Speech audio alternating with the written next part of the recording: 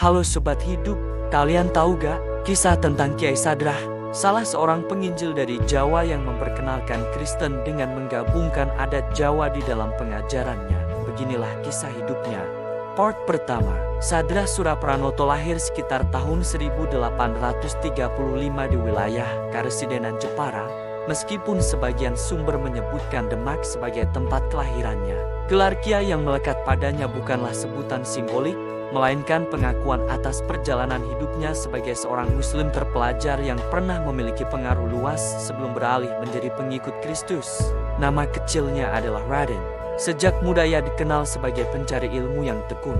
Ia belajar di berbagai pesantren, termasuk di Jombang, tempat namanya berubah menjadi Raden Abbas.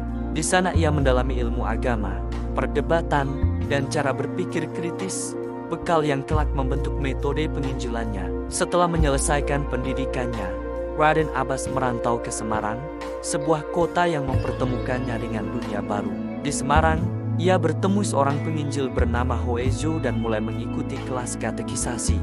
Proses ini tidak serta-merta membuatnya meninggalkan keyakinan lama. Ia mendengar, menimbang, dan berdialog. Dalam proses itu, Raden Abbas berjumpa dengan seorang tokoh sepuh bernama Ibrahim Tunggul Wulung, penginjil Jawa dari daerah Bondo yang juga berasal dari wilayah yang sama dengannya.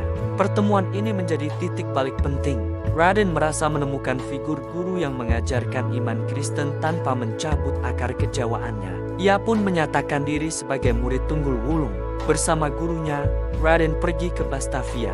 Di kota inilah, pada 14 April tahun 1867, ia dibaptis di gereja Zayan dan menerima nama Sadrah, terinspirasi dari tokoh kitab Daniel yang bijaksana dan berani. Usianya saat itu 26 tahun. Sejak hari itu, Sadrah Raden menjalani tugas pertamanya sebagai penginjil dengan cara sederhana, membagikan brosur dan buku-buku Kristen dari rumah ke rumah di sekitar Batavia. Setelah beberapa waktu, Sadrah kembali ke Jawa Tengah. Ia membantu Tunggul Wulung mengembangkan desa-desa Kristen seperti Banyutowo, Tegalombo, dan Bondo di utara Jepara. Namun jiwa Sadrah tidak betah berada di bawah bayang-bayang siapapun. Ia memiliki semangat khas Jawa, mandiri, merdeka, dan percaya diri. Karena itu, ia memilih meninggalkan Bondo dan melanjutkan perjalanannya sendiri hingga akhirnya menetap di Purworejo.